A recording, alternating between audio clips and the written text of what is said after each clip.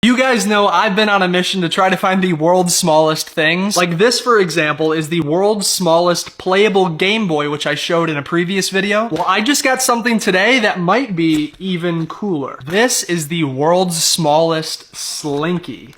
Now, I have to be honest, it was hard getting my hands on one of these. Who else is buying the world's smallest Slinky is what I have to ask. Oh my gosh. It's already doing the slinking. Oh my gosh. There it is, folks. The world's smallest Slinky. Oh my god. This is like the best fidget toy ever. You can see it works just like a normal Slinky would, but it is so small. You can see I barely fit my finger in it. There's people that do tricks with Slinkies, so I think they should start doing tricks with mini Slinkies. When I bought this, I honestly thought it was gonna be more of just like a giant spring, but this is definitely just a Slinky. Between the world's smallest Slinky and the world's tiniest playable Game Boy, what other small things should I try?